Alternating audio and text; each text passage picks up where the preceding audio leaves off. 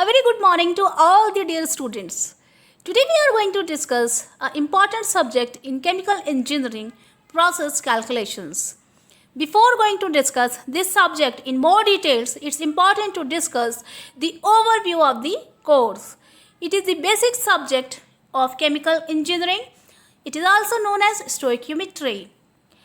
Students, what we are going to learn in this subject? We are going to learn some basic calculations used to solve different types of operational problems in chemical process industry. Process calculation uses the principle of material and energy balance calculations to find the requirement of raw material and energy for a given plant production capacity. To explain this in more details, just take one example. If in your family there are 5 members and you are going to cook food for them, then the first thing is to select the proper amount of food items such as amount of spices, amount of water, amount of wheat or rice. And for making food for small family, only one gas cylinder is sufficient for 1 month. Similarly, in chemical process industry, we are producing many chemicals, petrochemicals and fertilizers such as urea, ammonia, methanol at large scale for a given plant production capacity. So, we have to select proper amount of raw materials to produce these products at large scale. And students, these subjects give us information to find out the proper amount of requirement of raw materials and energy for a given plant production capacity. So I think the introduction is clear to all the students. So now I am coming on next topic, which is books and materials if you are preparing for GATE exams. So student, Stoichiometry in Process Calculation by K.V. Narayana and B. Lakshma Kutty. This book is a good book. You can go with this book. Basic Principles and Calculations in Chemical Engineering by David M. Hanelblue and James B. Rigg is also a very good book for GATE preparation. Other practice books you required to solve the multiple choice questions are An Insight into Chemical Engineering, Objective Types and Problems by M. Subbu. The second book you can prefer, Khanna Objective Type, Questions and Answer in Chemical Engineering by O.P. Gupta. So student, these are the sufficient books and material. If you are preparing for GATE exam, you can go with this material. Okay, so next topic is beneficial academic programs. Which type of students are going to be beneficial if they are following this course? BTech Chemical Engineering regular classroom students. What is the meaning of regular classroom student? Regular classroom students are those who are in second year chemical engineering and interested to take part in GATE examination next year. BTech Chemical Engineering GATE 2021 aspirant and also the pass out student and final year student of chemical engineering. Diploma in chemical regular students plus BTech aspirant. It means if students are pursuing diploma in chemical and they are also interested to take admission in BTech Chemical Engineering, then they are definitely going to be beneficial if they are following this course. AMIE, Associate Membership Examination of Institute of Engineers in Chemical Engineering. If you are interested for this exam, then this course is beneficial for you. Other public sector, private sector, government organizations, recruitment test and interviews. This course is very beneficial if you are preparing for BARG, DRDO, IFS, SAIL, ONGC and GAIL. So student, you can go with this course and this course is very beneficial for you if you are preparing for various examinations. So next topic is the syllabus for GATE 2021 exam. If you are seriously preparing for GATE exam, then the most important thing is go with the syllabus of GATE exam. Steady and unsteady state mass and energy balances, including the multi-phase, multi-component, reacting and non-reacting system. And second important is use of tri-component, recycle, bypass and purge calculations. And the last topic in GATE exam is Gibbs phase rule and degree of freedom analysis. So student, one thing very important to prepare this syllabus, first you have to work on building the basic concept and then come on this syllabus. So first I will discuss some basic concept in process calculations such as units and some concentration related calculations and solubility, and then I will come on mass and energy balance calculations and reacting and non-reacting systems.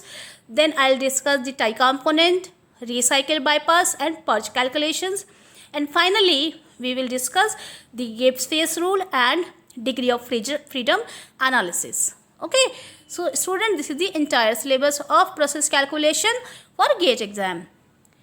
So if you are a chemical engineer, then it is very important to know what you are going to do in the chemical industry. So chemical engineer basically converting the inexpensive raw material into the valuable finished product. Okay, so this is the raw material here. This raw material sometimes contains a lot of impurities. So first we have to make this raw material ready for chemical conversion, and for this purpose we will have to use some mechanical separation processes such as crushing, grinding, size reduction, sedimentation, centrifuge, classifiers and filtration. So with the help of these equipments, we will perform some mechanical separation processes to remove the impurities and to maintain the size of the raw material. Then this raw material is sent to the reactor. This is the reactor. This reactor may be of plug flow reactor. This is continuous Stirrer-Tech reactor, or it may be a fermenter. Okay, all the reaction are taking place within the reactor. Here the reactants will be converted into raw product. Here you will get raw product. Here you will get raw product, and this raw product contains desired product and some unreactant reactants, undesired products and byproducts. So again there is a unit operation. In this unit operation, finally the unreactant reactants and byproducts are separated from the desired product by using the physical separation processes such as distillation, evaporation, drying, extraction and adsorption. And finally, after passing through this physical separation units, we will get the finished valuable product. So this is the entire job of chemical engineering in any chemical process industry. Okay, so on the basis of this, in chemical engineering we have divided two types of operations, the unit operations and unit processes. So what is the meaning of unit operations and unit processes? In unit operation there is no chemical change occurs, only physical changes occurs, and unit operations are reversible in nature. What is the meaning of reversibility? Just take the example of ice. When we increase the temperature of ice, it's converted into liquid, and again if we heat more to liquid, it will convert it into water vapor. Now we are cooling the water vapor or decreasing the temperature of water vapor, it is converted back into the liquid state, and then if we are again cooling the liquid, it will be converted into the solid state. So This is the reversible change. So all the unit operations are reversible in nature. So subjects you are going to study in unit operations are the fluid mechanics, the heat transfer and the mass transfer. Okay, and what are the operations in unit operations? First is the very important one, distillation, drying, extraction, adsorption, evaporation, crystallization, sedimentation, filtration and side reduction and crushing. So these are the example of unit operations.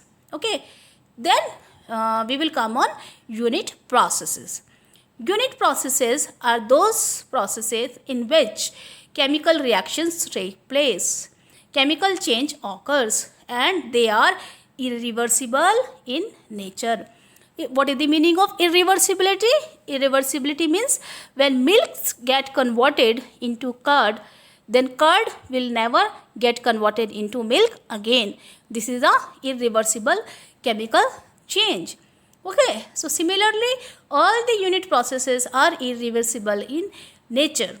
The example of unit processes are pyrolysis, sulfonation, oxidation, nitration, halogenation, hydrolysis, polymerization, fermentation, decomposition, partial oxidation, cracking, gasification of coal and biomass. These are the example of unit processes. Students, if you are interested to gain more knowledge on physical and chemical changes, I am giving link in description box to give the lecture on physical and chemical changes if you want to gain more knowledge on chemical and physical changes. It's just like unit operation and unit processes. So student, thank you so much for attending this lecture. In later on classes, we will discuss units and physical quantities in more details, and also I'll discuss one tutorial on unit conversion. So thank you so much for attending this lecture, and if you like my lecture, please share, subscribe to my channel Gauge Chemical Planet. Thank you so much.